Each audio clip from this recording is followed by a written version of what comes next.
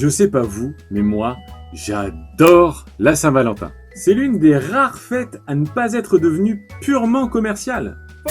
Oui, je pompe mon début de vidéo sur ceux de Norman il y a 10 ans. Et alors, y a un problème? Y a quelqu'un de la Société des droits d'auteur de YouTube qui va m'appeler, c'est ça?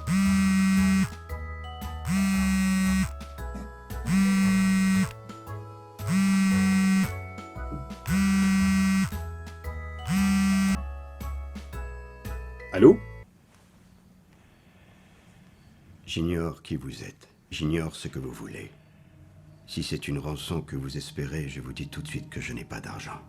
Mais ce que j'ai en revanche, ce sont des compétences très particulières. Je les ai acquises au cours d'une longue, très longue carrière, et elles feront de moi un véritable cauchemar pour vous. Si vous relâchez ma fille maintenant, j'oublie tout, ça s'arrête là. Je vous laisserai tranquille. Je ne vous poursuivrai pas. Mais si vous la gardez, je vous chercherai. Je vous trouverai. Et je vous tuerai. Non, mais y a sans doute pas besoin d'aller jusque-là, hein. Ok, monsieur, je pense que vous avez fait un mauvais numéro. Bonne journée à vous, au revoir.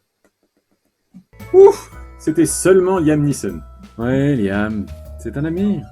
Il vient régulièrement manger à la maison.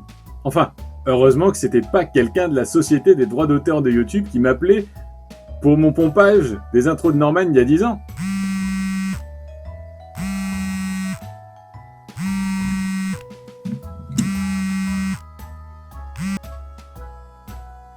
Allô? Bonjour monsieur, Société des droits d'auteur de YouTube. Savez-vous pourquoi je vous appelle? Non. Je vous appelle suite à votre imitation de l'intro de Norman. Cette imitation n'était pas autorisée. Non autorisée? Mais vous rigolez. Bien sûr que c'est autorisé. Je suis un ami de Norman, bien évidemment, qui m'a donné son autorisation pour cette intro. Vous êtes un ami de Norman? Mais oui, bien sûr. Vous savez, la grande famille des youtubeurs. Je vais vous dire, pour moi, YouTube, c'est une grande famille. Patientez un instant, s'il vous plaît. Pourquoi ça? Je vérifie que vous fassiez bien partie du fichier des amis officiels de Norman. Ah, parce qu'il y a un fichier des amis officiels de Norman? Oui, monsieur. Oui, enfin, je voulais dire, bien sûr, je le savais, il m'en avait parlé pendant nos multiples et très longues conversations et discussions entre vrais amis.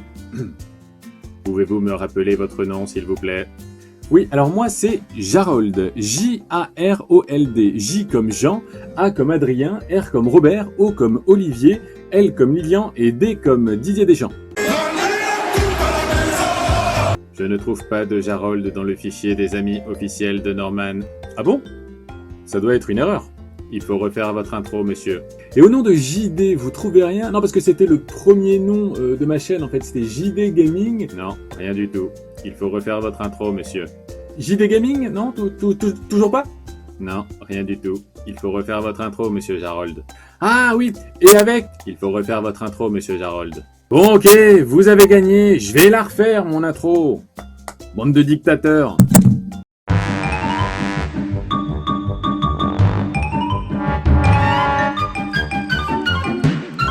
Salut les amis, c'est Jarold. Aujourd'hui, j'ai envie de vous parler de la Saint-Valentin. Oui, une idée comme ça, je sais pas comment ça m'est venu. Mais elle vient d'où cette fête, sérieux? Qui a décidé que le 14 février, chaque année, c'était la fête des amoureux? Avant, nos parents, ils fêtaient d'autres jours. Des jours qui avaient un vrai sens, une vraie raison. Le jour de leur rencontre, le jour de leur mariage. Mais pas un jour lambda commun à tous les couples. C'est quoi ce délire? T'es amoureux, donc tu choisis un jour lambda dans le vent, comme ça, allez, 14 février. La Saint-Valentin, mon enfant, vient à l'origine de la religion romaine. Non mais papy, aujourd'hui, plus personne n'y voit d'allusion à la religion romaine. Elle correspond à ce que l'on appelait les Lupercales, qui se déroulaient du 13 au 15 février. L'origine réelle de cette fête est attestée au XIVe siècle dans la Grande-Bretagne encore catholique. Le jour de cette fête, le 14 février, était considéré comme la fête des amoureux car on pensait que c'était le jour que choisissaient les oiseaux pour s'apparier. Restée vivace en Grande-Bretagne, comme d'autres fêtes à l'image d'Halloween, Cette fête s'est ensuite peu à peu répandue sur le continent européen. Aujourd'hui, cette fête n'a plus aucun sens. Et je te parle même pas de la Saint-Valentin en temps de Covid. Allô, chérie? Ouais, pour la Saint-Valentin cette année, je t'emmène à Venise. Ah merde, les frontières sont fermées. Bon, bah pour compenser, on va aller sur la Côte d'Azur. Ah merde, on n'a pas le droit d'aller aussi loin. Bon, très bien, dans ce cas, je t'invite simplement dans le meilleur resto dans lequel on ait jamais été. Merde, tous les restos sont fermés. Bon bah, allez, on se fait livrer McDo. De toute façon, religion romaine ou pas, moi je pense qu'on peut lui trouver d'autres origines à cette Saint-Valentin. Je pense qu'à l'origine, c'est un marchand qui a créé la Saint-Valentin. Et en fait, chaque début d'année, il se retrouvait avec un stock beaucoup trop gros par rapport à ce qu'il pouvait vendre à ses clients.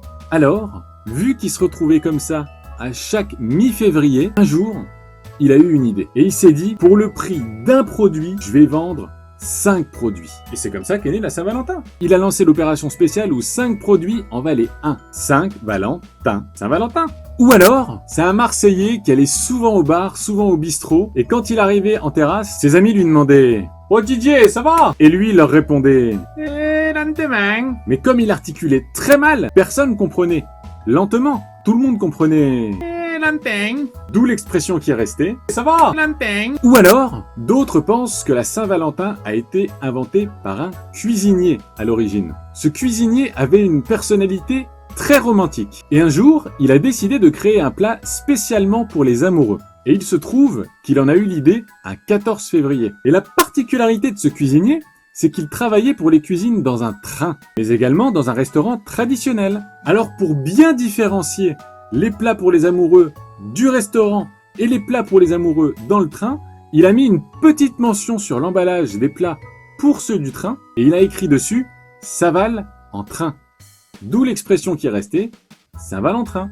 Ou alors la Saint-Valentin a été inventée par un musicien. Mais pas n'importe quel musicien, hein. C'était un musicien très écolo. Et lui, sa vocation, c'était de faire de la musique la plus naturelle possible. Alors pour le faire, il a décidé de pas prendre d'ordinateur, pas prendre ce genre de trucs, mais vraiment des choses les plus naturelles qu'il trouvait. C'est pourquoi il s'est tourné vers les plantes pour faire de la musique. Et il adorait notamment faire de la batterie. Plutôt que d'utiliser des cymbales traditionnelles, il a décidé d'utiliser des plantes pour reproduire ses sons. Et son choix s'est tourné vers le thym. Et ça faisait des sons et des musiques tellement particulières que quand on l'appelait pour jouer de la batterie, on faisait appel à lui en tant que cymbale en thym. Et comme on l'appelait souvent pour les bals de village pour les amoureux, ben cette expression est restée, puis avec la déformation de la langue, Saint-Valentin, Saint-Valentin, c'est resté comme ça.